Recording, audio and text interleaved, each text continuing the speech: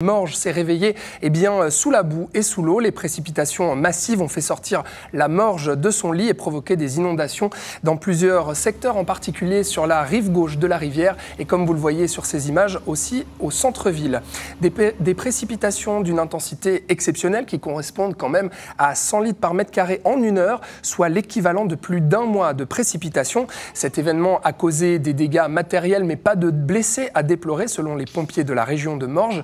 179 interventions à l'heure où nous enregistrons cette émission ont été enregistrées sur tout le territoire. Et la ville appelle la population à la prudence. Et du côté de Nyon, qu'en est-il alors? Eh bien, il s'avérerait que Nyon aurait été épargné, contrairement au 9 juin dernier, par des inondations. L'orage serait très centralisé sur Morges. Les pompiers du SDIS Nyon-Dol nous ont affirmé ce matin qu'aucune intervention n'avait été faite, en tout cas sur le secteur de Nyon. Et la question était sur toutes les lèvres, est-ce que le dépôt du train Nyon-Saint-Cergue allait être à nouveau inondé comme le 9 juin dernier? Eh bien, ce n'est pas le cas, a affirmé l'entreprise ANRTV ce matin. Des mesures ont été prises immédiates pour éviter qu'un tel phénomène se reproduise, notamment la mise en place d'un muret et d'un bâtard d'eau. Et des solutions sont en train d'être étudiées à l'avenir pour que ce phénomène ne se reproduise pas et pour que les trains puissent à nouveau circuler, parce que je le rappelle, à l'heure où nous parlons, eh bien, ce sont des bus de remplacement qui circulent entre Trélay et Nyon, puisque les trains sont encore à l'arrêt. À Genève Aéroport, l'espace aérien a dû être fermé plusieurs heures et une trentaine de vols ont été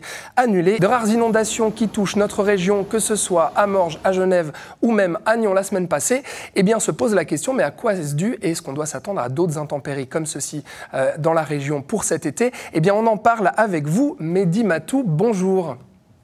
Bonjour. Merci d'être avec nous. Vous êtes météorologue et prévisionniste pour Météo Suisse. Alors, Mehdi, rares inondations, on l'a dit, on a donné les chiffres, plus d'1 mois de précipitation en moins d'une heure, c'est rarissime. À quoi est-ce que c'est dû, ces intempéries d'une telle violence ? Alors en fait, on se retrouve dans une situation où on a régulièrement des orages qui se développent, ce qui n'est pas du tout exceptionnel en soi. Maintenant, il est sûr que quand on est dans une situation répétée où on a des orages qui apportent des grands cumuls de précipitations, et ça, c'est lié à la quantité d'eau qu'il y a dans l'atmosphère.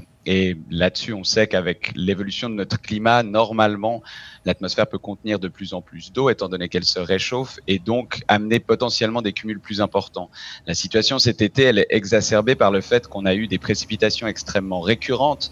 Après 2 années de sécheresse assez intense, cette année est très humide, excédentaire par endroits en termes de précipitations. Les sols sont donc saturés. Il n'y a plus de tampon en fait. À partir du moment où il pleut et s'il pleut fort, on va être dans une situation où on va avoir des débordements de rivières très rapidement et où on va avoir également des glissements de terrain potentiellement dans les zones avec une topographie plus accidentée.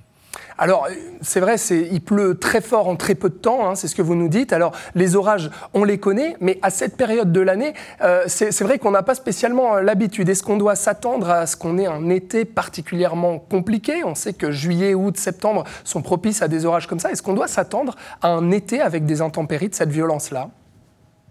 Alors, je ne me prononcerai pas à moyen terme et pour le sort de l'été qui nous attend. Ce qui est sûr, c'est que pour l'instant, ce qui nous permettrait d'être dans une situation plus stable et où il y aurait moins de précipitations à répétition, ça serait de se retrouver avec enfin une zone anticyclonique qui vienne se placer sur nous et qui nous apporte un temps plus sec et chaud. Tant qu'on restera dans une configuration où on aura perpétuellement des dépressions d'altitude qui viennent se placer sur l'Europe centrale, voire même qui remontent depuis la péninsule ibérique, ce qui est ce qui nous attend pour ce week-end, on restera dans une situation instable et avec passablement d'eau à disposition pour former des orages. Et c'est sûr que maintenant qu'on est enfin rentré dans le régime de température estivale avec des 25 à 30 degrés à peu près, eh bien on se met en place en fait par rapport et on est plus à l'abri d'avoir les risques d'orages qui peuvent se développer. Et des orages dans une atmosphère instable avec beaucoup d'eau dans l'atmosphère peuvent amener d'énormes cumuls de précipitations. Donc tant qu'il n'y aura pas d'anticyclone à court ou moyen terme qui s'installe chez nous, on restera dans ce risque-là.